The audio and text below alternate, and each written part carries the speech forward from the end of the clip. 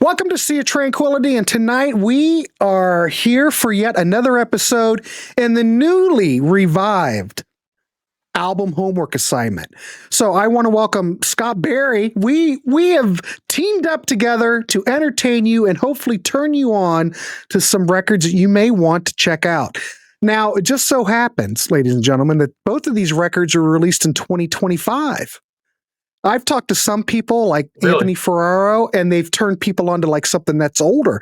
But Scott, you and I are current, and I'm usually stuck like in 1978 or something. So this is going to be a good exercise. I agree. Usually I'm right there with you. I tend to go last few. Well, whenever I did these before, I tended to pick something, one of my favorites, and I'd give that to whoever was co-hosting with me. But I think the timing of it, just happened to hear something I really, really liked in the last couple of weeks, and I thought, I'm going to use that. Well, I will say that too, because what I gave you, I heard it like on Sirius XM. I said, wow, what's that song? And we'll get to it. But I went, wow, that might be, I really dig that. So that's, and ta-da, you've got the assignment. So there you go. That's how we're working it. So anyway, I guess I'll start off with you. Okay. And the record that I gave Scott, let me get the graphic up so we can be official, is the band The Gripweeds. Now, this came out, like I said, 2025. This is on Gem. Now, the Gripweeds, they've been around for years. Now, this record just recently got released, I don't know, a couple months ago, maybe April. So I looked it up. It said June. Okay, June. And it's been quite a while between releases.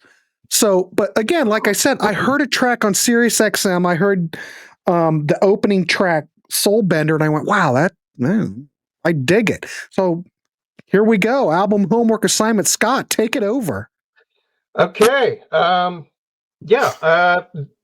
like Grant said, this is Soul Bender by the Gripweeds, released in June of this year. They are a 4-piece power pop band that's actually been active since 1988. I was kind of surprised to find out. I thought he was giving me a brand new band, or a relatively new band, but yeah, these guys are veterans. I had never heard their music before. Their name did sound a little familiar to me, but no, I never actually heard their music. And this is their 9th album, or at least that's what the information I have says. And I would say it's just a love letter to 60s pop and rock. The influences I hear on this album are literally a who's who of 60s bands. You got, of course, the Beatles, Beach Boys, the Rascals, the Byrds, the Turtles. I would say various obscure kind of one-hit wonder sort of nuggets, garagey type bands. Just all kinds of cool stuff in the mix there. The songs are just full of beautiful harmonies, upbeat melodic guitar riffs, catchy pop hooks with some psychedelic flourishes, and some nods to those garage bands I just mentioned. And I know Grant likes his 60s Beatlesque pop. I do.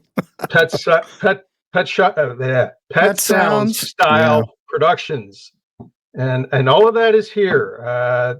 It just scratches the itch for those things. The songs, for the most part, very upbeat and fun, and don't really sound a whole lot like most of what I'm hearing being made today. And I don't mean that as a put down at all. I think the band makes no bones about their influences, and they do an awesome job of working in those various 60s styles and bringing it all together.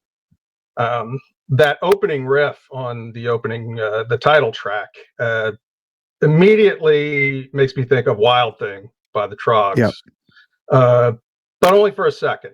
And then the song rocks. It just has these great vocal harmonies. It lays down the foundation for the rest of the album. By the third play, I find myself singing along with it. It's just a great opener.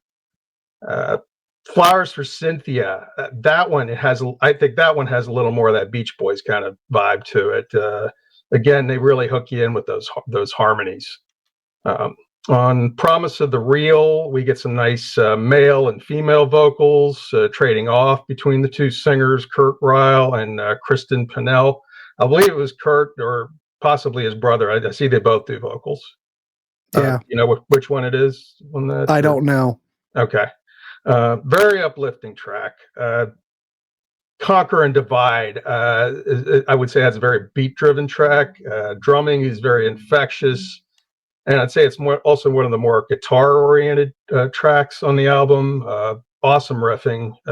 Song also features what sounds like to me is some Farfisa organ. I always say that wrong. Farfisa organ. Farfisa. Yeah, Farfisa. It always, which definitely denotes sort of a '60s kind of sound to me. Everyone in the band just hitting on all cylinders on that track. Gene Clark, another one of the highlights of the tracks.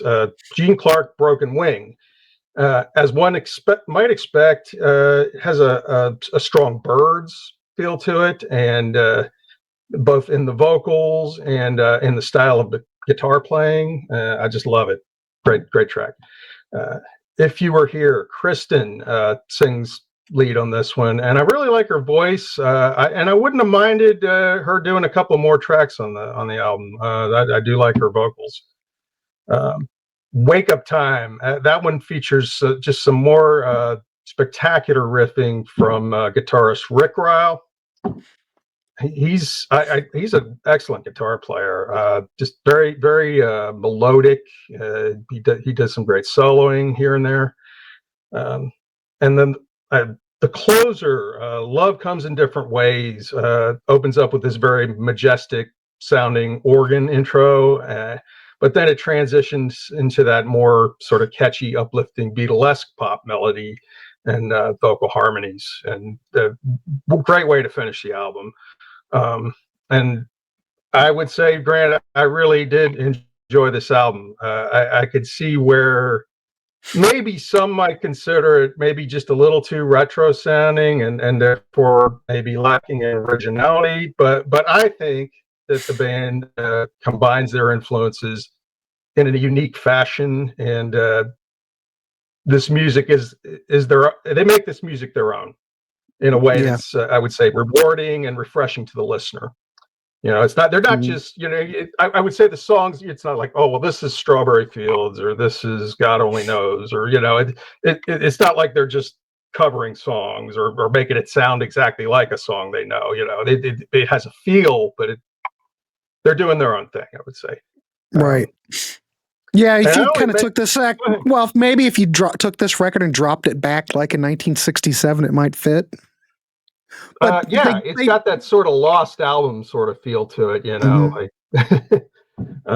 I only mentioned about half the songs. There's 12 of them, but that's because these maybe stood out a little more for me right now than the others. But that doesn't mean the rest of them are garbage. There isn't a dud in a bunch, in my opinion.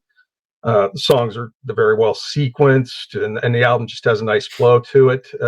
It's just a shame that these guys aren't a little better known.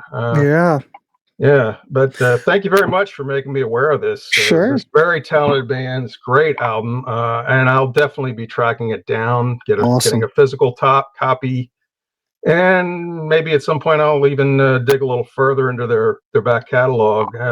Have you been listening to these guys for a while? No, a buddy of mine that I go on like the 80s cruise with mentioned these guys. And he said, man, they're like phenomenal. You have to check them out. So that's why I ended up checking them out.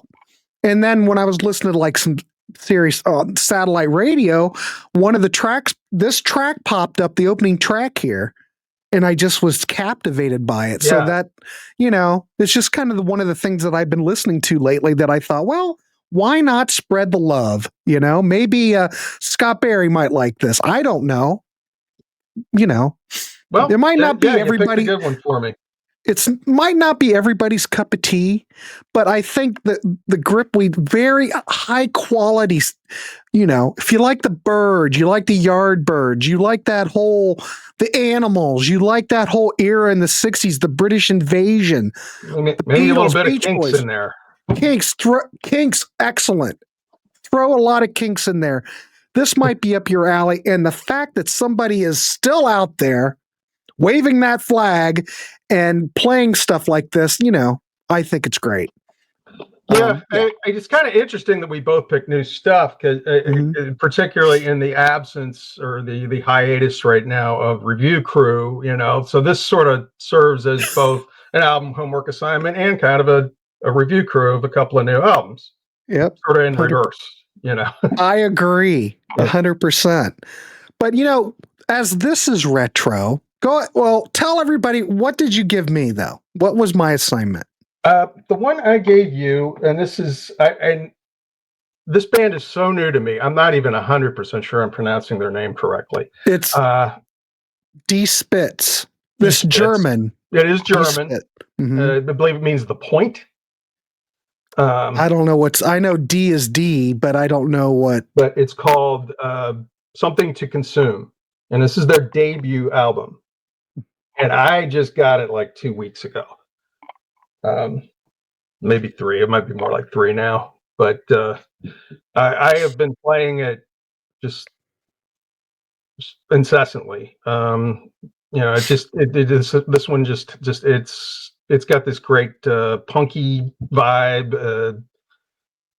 Maybe a little nod to some 90s. A big nod to the 90s, I think. I would say there's some of that. I don't know if I'd say it dominates, but because to me, I'm hearing more punk. But there's also a little metal. There's some metal in here. In a couple of places, yeah. But I'll let you. All right. So what's cool about this? Your thoughts. Now, we're talking retro. The gripweed's very retro in the 60s thing. When I listen to this is very retro in the 90s. This is the way I hear it. Now, we're talking about the band is made up. It's an all-female band. They're all 2 years old. Right. The band formed in 2022, I think. And this, like Scott said, this is the first album. It's on the what label is that? Third Man Records. Right. Jack White's label. Yeah. And this just came out in September. So what did I find when I heard it? Well, for one, I am very impressed by the musicianship of these young ladies. I'm going to use that because I'm old as hell. And for young people today, it seems like, think about how they're only 22. They're really going back like almost 30 years for this stuff. So this is what I'm hearing. This, to me, more than anything, is a shoegaze album. Now, if you're familiar with My Bloody Valentine, Maisie Star, a lot of those shoegaze bands, this has a lot of shoegaze. Now, that movement was happening in what Mazzy Star. What was like that was like early 2000s, late 90s. I want to say about 92, 93. Well, like late 80s, late 80s. Exactly. Yeah. That's what this comes across. Now, there is some metal on here, like Scott says. But first thing that I hear on this opening track, I hear Smashing Pumpkins, I hear Mazzy Star, I hear My Bloody Valentine, I hear shoegaze with a 90s edge. It's like me getting in the time machine and going back to that era. So you've got a lot of blistering riffs, you've got a lot of tempo changes, you've got these layered vocals, very, very layered in reverb. It's like they're singing in like a like when they were doing the drums for Kiss Creatures of the Night. It's like they put the singer in the bottom of the elevator shaft. It's kind of a dark, murky feel. Yeah. Kind of a dark, murky feel. So that's what I went right to. Mazzy Star, Pumpkins, My Bloody Valentine. It's not as noisy as My Bloody Valentine, though. But the way it opens up, I'm hooked. I just feel like it's so refreshing that these young people are coming out with this, and they sound so accomplished to me. This doesn't sound like just a first album. These guys sound like they've been playing for years. Well, So, just real quick, Grant, this mhm, is their first full length album, but they have right, released a couple of EPs. right. Yeah. So that, yeah, Yeah, I I didn't think, talk I about think it's their those, third release overall, but yeah, but it's the still, first first full length LP. album. Yeah. So that Yeah. the opening pop punk anthem, great, love it. I'm already in. Oh yeah. Uh, Second track, I hope I'm pronouncing Von Deer. Uh, I've got a little bit more of this track to me has a little bit more of a garage band feel with like a punky edge. The songwriting, of I can course, see that. very catchy. The band, and I always do this with Pete when we're doing these damn ranking shows. The band whole came into my mind, but when I heard this track, to me it sounds like Courtney Love. It sounds like Hole. You've got this. It's got this big mid range, and the guitars just come out blaring on here. Oh yeah. Uh, Again, very shoegaze inspired. Lots of distortion, kind of gang vocals. Again, I really have no complaints here. I mean, if you like garage rock, you like punk, you like shoegaze, you will want to check this out. Throw yourself to the sword. Another one. This one now sounds like thrash metal. Yeah, that is definitely their most metal track on the album for And you're sure. sitting here going, is this the same band? And I'm going, yes, it is. This has a riff that is Metallica worthy. I swear to God. All it would need are some growls, and you could have death metal or whatever. It's heavy. It kind of sounds like to me, I can picture Joan Jett singing this on Full Throttle. That's just what popped into my head. Yeah, I But don't. Yeah, I could see that. I haven't heard Joan lately. I don't know if Joan no, but still let's say Joan still really can do pushed it. that. But yeah, I mean, there was a time Joan Jett definitely could have tackled Right. this But kind of music. Absolutely. I don't know if I'm hearing Joan or I'm hearing Lita Ford. I don't know if Lita really pushes it. It might be Lita, but that's just what popped in my head. But this is definitely thrash metal, not shoegaze, anything. It's thrash. So, you've got a lot of variety on this record. Yeah, I would agree. American Porn, again, all 90s alt rock sound, very Smashing Pumpkins in the guitars. And then I did write on my notes, it's kind of Joan Jett, like, in the chorus, kind of I just what pops into my monkey brain. It fits 1995. A lot of shoegaze reverb, but this whole record just has this dark, echoey vibe. How would you call it? I mean, overall, I guess my overall sort of feel of it is Yeah, mostly punk, but mostly punk. but Okay. but you're definitely touching on the right things there when you mention Smashing Pumpkins and you know I mean, just those shoegaze with those and layer guitars. Yeah, it's got they're that a punk. little doomy in places, a little doom metal in places. Yes. Uh, But I'm but in. It's yeah, good. The songwriting's good. The sequencing's good. I haven't heard a track on here that I would go, I just want to skip that. Uh, Next track, Sound to No One. You actually have a drum intro and you've got that shoegaze. I keep saying shoegaze because it's a constant reminder with lots of reverb. You know what I think it is? It's kind of like shoegaze, even with heavier guitars. It's like if you took that 1960s reverb sound where like Mamas and the Papas, where there was a lot of reverb. right. Jefferson Airplane, they had a lot of reverb on that first album, and you took it and you put it in the 90s. That's the kind of thing that I hear from it. Yeah, and sort of lose the folk. Yes, 100 exactly. Go Get Dressed, another song. Mazzy Star that's what it totally reminds me of. Well, that reverby thing, I get where yeah, it's where you're coming from on dreamy. that. Yeah, That's the word I'm looking for, Scott. It's kind of dreamy feel. I would say Mazzy Star, they're a little more in the melodic kind of right vibe, but where this is a lot more noisy in a mm-hmm. good way. But yeah, there's definitely rebellious energies here. I hear more like a nod to the band Slow Dive or Riot Girl. Oh, yeah. but it's so refreshing that these young people are, churning this out. That's kind of what I thought. Yeah. Red 40's kind of, the next track is kind of like punk elastica, gives me that whole vibe again, echoes the Cramps, echoes Black Flag. This definitely is a garage punk track. Definitely. I don't get that whole shoegaze feel here. This is more like garage punk to me. I could keep going. Riding with My Girls, I do want to mention this. I think everybody's getting the idea. Yeah. I thought this was Bastille Day when it started out, but it's like grunge. It's like a thrash grunge hybrid. And it's Bastille Day. It does harken to that a little bit, yeah. But then it just really kicks in with the heavy guitars, of course. And I wrote on my notes again, Scott, Joan Jett or Lita Ford vocals. And I keep thinking this is kind of surfy. Was there like a Dick Dale influence? But it just sounds like an anthem. For the whole record, this seems like the anthem track for the album. But it just turns into a grunge thrash banger at the end. Great track. I love it. What else? What else do I want? Oh, Down on It. I just wanted to make a note. That's track 10. It kind of reminded me of No Doubt on steroids.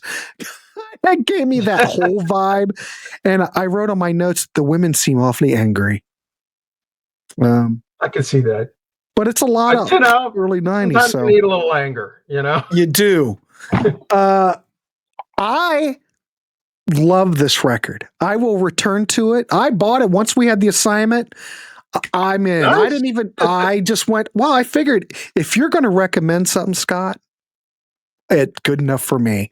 Oh. And I love Physical Media. And, it's helping the band. Gosh, I would give this probably an 8 out of 10. If I was going to do like a, give it a ranking. Right now, I'm going more 9 out of 10 for me right now. And I don't do a lot of those. I don't do a lot of 10. I do very few 10 out of 10s, and I don't do a whole lot of 9 out of 10s. And I would say right now it's a 9 out of 10 with the potential for even being there. You go. Higher, Well, yeah, and I do want to add that when I do hear it, it's not like these guys are really copying anybody. I just hear a lot of these influences. When I hear them, I don't really think as far as I know, I've never heard a band that sounds exactly like this. I just think there's a lot of tendencies or a lot of influences that come across in their music, and that's wonderful. I mean, especially if you're a fan of the 90s or, or thrash or, punk, all those tendencies are there. So yeah, I would give it a 9 out of 10. It's well worth getting. Well, good. I'm glad you like it. Awesome. Yeah, this was a brand new discovery for me. Like I said, but I haven't heard a lot of buzz about them. They're from Austin. I live in Austin, and there's been a lot of buzz about them in the area for the last few months. And they had recently done an in-store set at Waterloo where I buy a lot of my records. And I didn't get to see the set, but I did see it online. And they just blew me away. And of course that led to watching more clips, and I was like, okay, yeah, where's their album? It's like, oh, it hasn't come out yet. Okay. So I got it like as soon as it came out. And I'm just blown away by their energy, their heaviness. I mean, these ladies can rock. Yes, I think there's a lot of talent. And you know what else? This gives me hope for the future. Yeah, that's kind of the vibe I got from it. It's like I'm going to date myself now. I have a daughter that's 23 that just turned 23, so she's older than the members of this band. Yeah, my kids are older than the band, and I'm listening to it. Hey, that's awesome. I'm not sure likes it. I'm not sure if my kids would listen to this. They might. My son probably would love this. I don't know if mom would. Yeah. But hey, we have hope for the future because but she does like the Beatles, so there is hope for her. There is hope there. I highly recommend it. Go get yours today. Is there anything else, Scott? We're going to wrap this up pretty half hour. I think they've been running about a half hour, 20 minutes. Is there anything you need to add? Anything you want to add? I can't think of a whole lot. It's just that I think the album is hard and heavy and gritty, and it just never lets up. But I think there's still this sort of accessibility to the music.